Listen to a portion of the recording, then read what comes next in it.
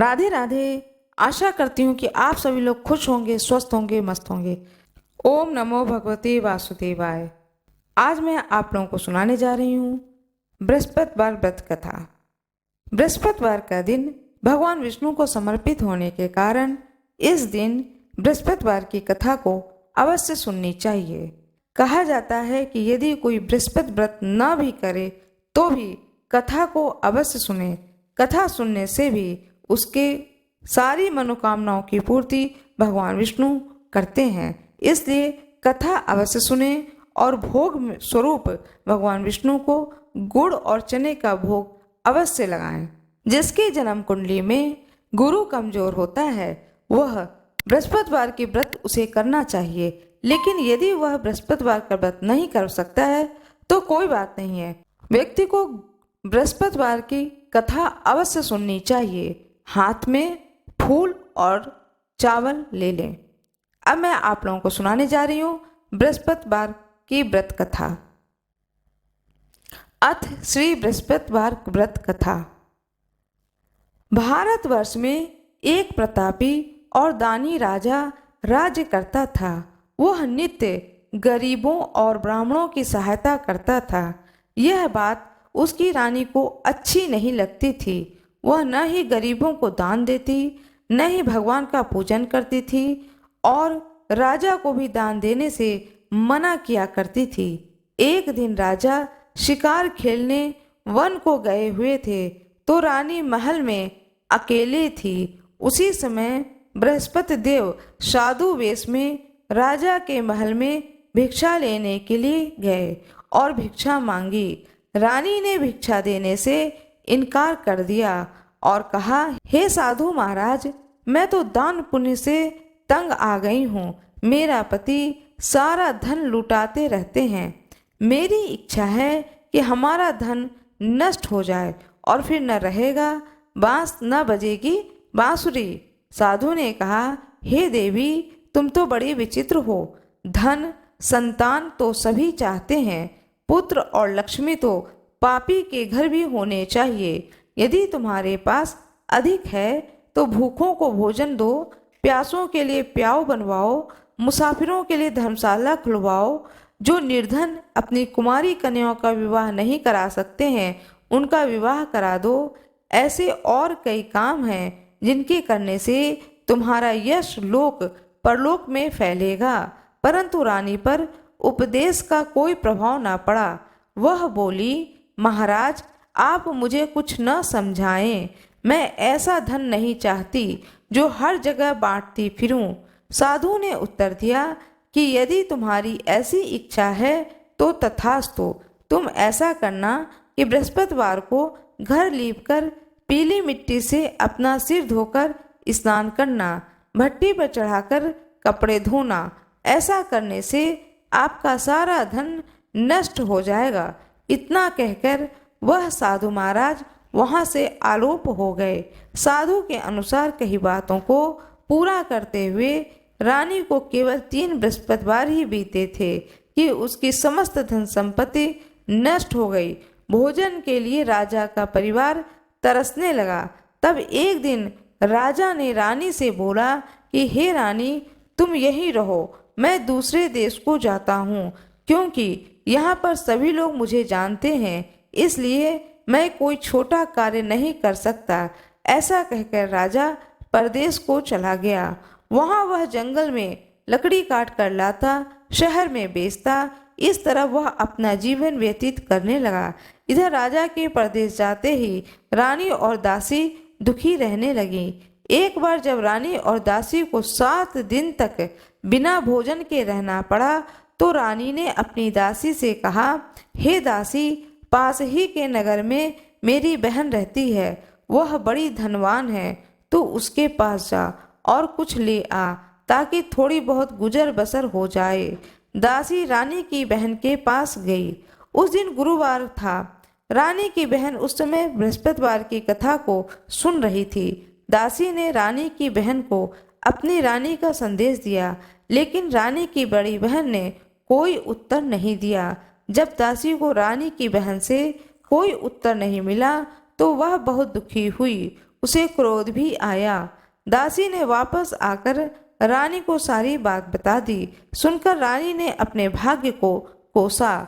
उधर रानी की बहन ने सोचा कि मेरी बहन की दासी आई थी, परंतु मैंने उससे नहीं बोली, इससे वह बहुत दुखी हुई होगी।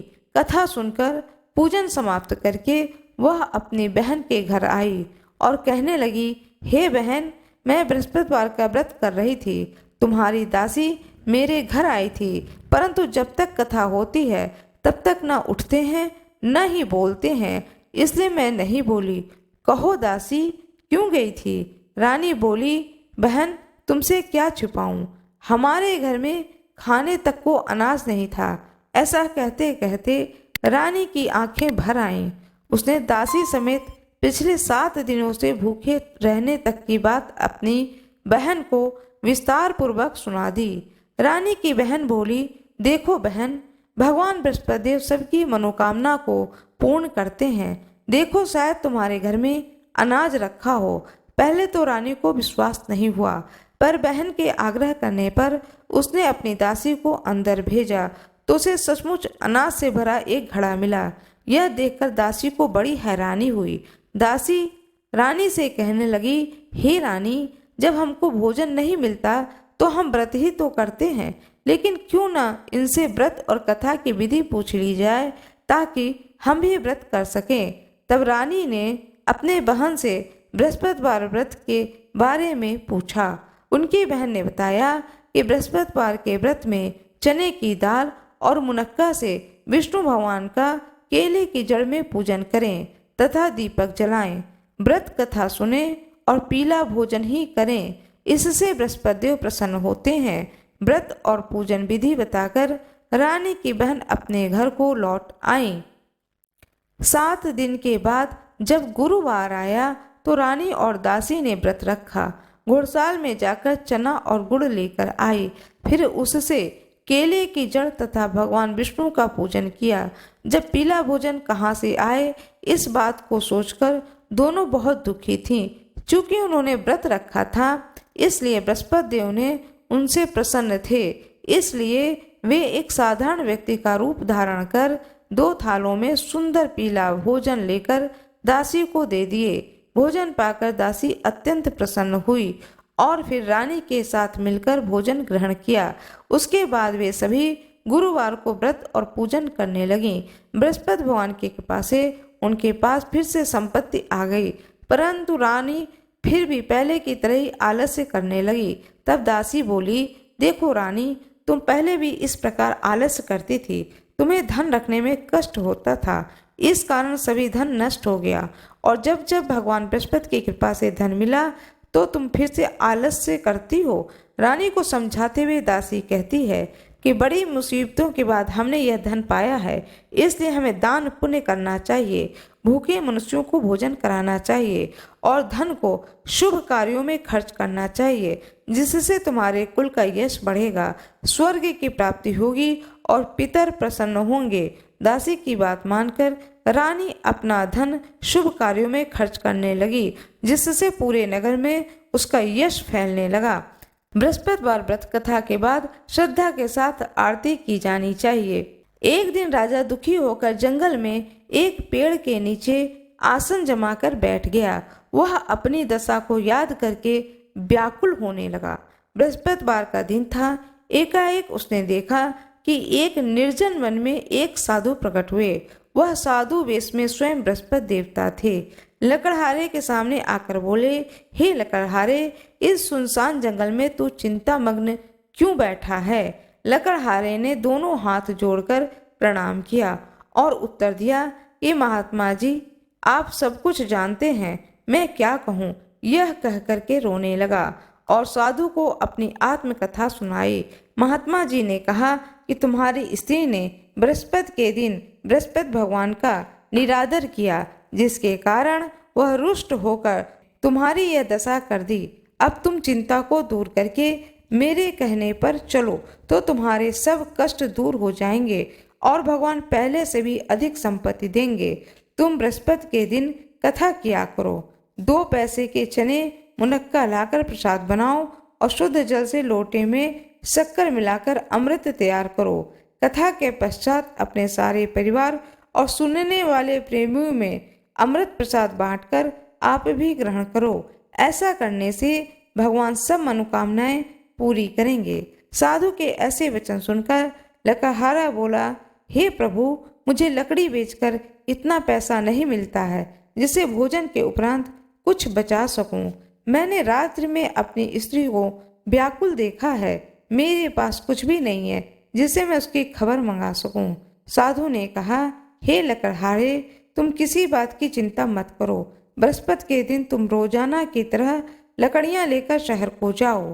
तुमको रोज से दुगना धन प्राप्त होगा, जिससे तुम भली भांति भोजन कर लोगे तथा बृहस्पति देव की पूजा का सामान भी आ जाएगा। इतना कहकर साधु अंतर्ध्यान हो गए। धीरे धीरे समय व्यतीत होने पर वही बृहस्पतिवार का दिन आया। लकड़हारा जंगल से लकड़ी काटकर किसी शहर में बेचने गया। उसे उस दिन और दिन से अधिक पैसा मिला। राजा ने चना गुड़ आदि लाकर गुरुवार का व्रत किया। उस दिन से उसके सभी क्लेश दूर हुए। परंतु जब दोबारा गुरुवार का दिन आया तो बृहस्पतिवार का व्रत करना भूल गया। इसलिए बृहस्पति भगवान नाराज हो गए। उस दिन उस नगर के राजा ने विशाल यज्ञ का आयोजन किया तथा शहर में यह घोषणा करा दी कि कोई भी मनुष्य अपने घर में भोजन न बनावे, न आग जलावे। समस्त जनता मेरे यहाँ भोजन करने आवे। इस आज्ञा को जो न मानेगा उसे फांसी की सजा दी जाएगी। इस तरह की घोषणा संपूर्ण नगर में करवा दी गई। राजा के आज्ञा अनुसार शहर के सभी लोग भोजन करने गए, लेकिन लकड़हारा कुछ देर से पहुंचा। इसलिए राजा उसको अपने साथ घर लिवा ले गए और ले जाकर भोजन करा रहे थे तो रानी की दृष्टि उस खूंटी पे पड़ी जिस पर उसका हार लटका हुआ था। वह दिखाई नहीं दिया। रानी ने निश्चय किया कि मेरा यह हार इस मनुष्य ने चुरा लिया। उसी समय सिपाहियों को बुलाकर उसको कारागार में डलवा दिया। जब लकड़हारा कारागार में पड़ गया और बहुत दुखी होकर विचार करने लगा कि न जाने कौन से पूर्व जन्म के कर्म से मुझे यह दुख प्राप्त हुआ है, और उसी साधु को याद करने लगा जो कि जंगल में मिला था। उसी समय तत्काल बृहस्पति देव साधु के रूप में प्रकट हुए और उसकी दशा को कहने लगे, अरे मूर्ख, तूने बृहस्पति देव की कथा नहीं करी, इस कारण तुझे यह दुख प्राप्त हुआ। अब चिंता मत कर। बृहस्पतिवार के दिन कारागार के दरवाजे पर 4 पैसे पड़े मिलेंगे। उनसे तू बृहस्पति देव की पूजा करना, तभी तेरे सभी कष्ट दूर हो जाएंगे। बृहस्पति के दिन उसे 4 पैसे मिले। लकड़हारे ने कथा कही। उसी रात्रि को बृहस्पति देव ने उस नगर के राजा को स्वप्न में कहा, हे राजा, तूने जिस आदमी को कारागार में बंद कर दिया है वह निर्दोष है, वह राजा है, उसे छोड़ देना। रानी का हार उसी खूंटी पर लटका है। अगर तू ऐसा नहीं करेगा तो मैं तेरे राज्य को नष्ट कर दूंगा। इस तरह रात्रि के स्वप्न को देखकर राजा प्रातःकाल उठा और खूंटी पर हार देख करके लकड़हारे को बुलाकर क्षमा मांगी तथा लकड़हारे को योग्य सुंदर वस्त्र आभूषण देकर विदा कर दिया। बृहस्पति देव की आज्ञा अनुसार लकड़हारा अपने नगर को चला। राजा जब अपने नगर के निकट पहुंचा तो उसे बड़ा ही आश्चर्य हुआ। नगर में पहले से अधिक बाग, तालाब, कुएं, बहुत सी धर्मशाला, मंदिर आदि बन गए हैं। राजा ने पूछा कि यह किसका बाग है और धर्मशाला है। तब नगर के लोग कहने लगे, यह सब रानी और बांदी के हैं। तो राजा को आश्चर्य और गुस्सा भी आया। जब रानी ने यह खबर सुनी कि राजा आ रहे हैं तो उन्होंने बांदी से कहा कि हे दासी, देख, राजा हमको कितनी बुरी हालत में छोड़ गए थे। हमारी ऐसी हालत देखकर वह लौट न जाए, इसलिए तू दरवाजे पर खड़ी हो जा। आज्ञा अनुसार दासी दरवाजे पर खड़ी हो गई। राजा आए तो उन्हें अपने साथ निभा लाई। तब राजा ने क्रोध करके अपनी रानी से पूछा कि यह धन तुम्हें कैसे प्राप्त हुआ। तब उन्होंने कहा, हमें यह सब धन बृहस्पति देव के इस व्रत के प्रभाव से प्राप्त हुआ। राजा ने निश्चय किया कि 7 रोज बाद तो सभी बृहस्पति देव का पूजन करते हैं, परंतु मैं प्रतिदिन दिन में 3 बार कहानी तथा रोज व्रत किया करूंगा। अब हर समय राजा के दुपट्टे में चने की दाल बंधी रहती थी तथा दिन में 3 बार कहानी कहता था। एक रोज राजा ने विचार किया कि चलो अपनी बहन के यहाँ हो आए। इस तरह निश्चय कर राजा घोड़े पर सवार हो अपनी बहन के यहाँ को चलने लगा। मार्ग में उसने देखा कि कुछ आदमी एक मुर्दे को लिए जा रहे हैं। उन्हें रोककर राजा कहने लगे, अरे भाइयों, मेरे बृहस्पति देव की कथा सुन लो। वे बोले, हमारा तो आदमी मर गया है, इसको अपनी कथा की पड़ी है। परंतु कुछ आदमी बोले, अच्छा कहो, हम तुम्हारी कथा भी सुनेंगे। राजा ने दाल निकाली और जब कथा आधी हुई तो मुर्दा हिलने लगा, और जब कथा समाप्त हो गई तो राम राम कह के मनुष्य उठकर खड़ा हो गया। आगे मार्ग में उसे एक किसान खेत में हल चलाता हुआ मिला। राजा ने उसे देखकर उससे बोले, अरे भैया, तुम मेरी बृहस्पतिवार की कथा सुन लो। किसान बोला, जब तक मैं तेरी कथा सुनूंगा तब तक 4 हरैया जोत लूंगा। जा अपनी कथा किसी और को सुनाना।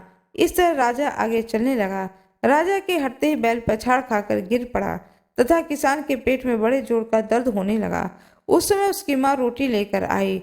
जब उसने यह देखा तो अपने पुत्र से सब हाल पूछा। बेटे ने सभी हाल कह दिया तो बुढ़िया दौड़ी दौड़ी उस घुड़सवार के पास गई और उससे बोली, मैं तेरी कथा सुनूंगी, तू अपनी कथा मेरे खेत पर चलकर ही कहना। राजा ने बुढ़िया के खेत पर जाकर कथा कही, जिससे सुनते ही वह बैल उठ खड़ा हुआ और किसान के पेट का दर्द भी बंद हो गया। राजा अपनी बहन के घर पहुंचा। बहन ने भाई की खूब मेहमानी की। दूसरे रोज प्रातःकाल राजा जगा तो वह देखने लगा कि सब लोग भोजन कर रहे हैं। राजा ने अपनी बहन से कहा कि ऐसा कोई मनुष्य है जिसे भोजन नहीं किया है, मेरे बृहस्पतिवार की कथा सुन ले। बहन बोली, भैया, यह देश ही ऐसा है कि पहले यहाँ लोग भोजन करते हैं, बाद में अन्य काम करते हैं। अगर कोई पड़ोस में हो तो देखाऊं। ऐसा कहकर चली गई, परंतु उसे कोई ऐसा व्यक्ति नहीं मिला जिसने न भोजन किया हो। अतः वह एक कुम्हार के घर गई जिसका लड़का बीमार था।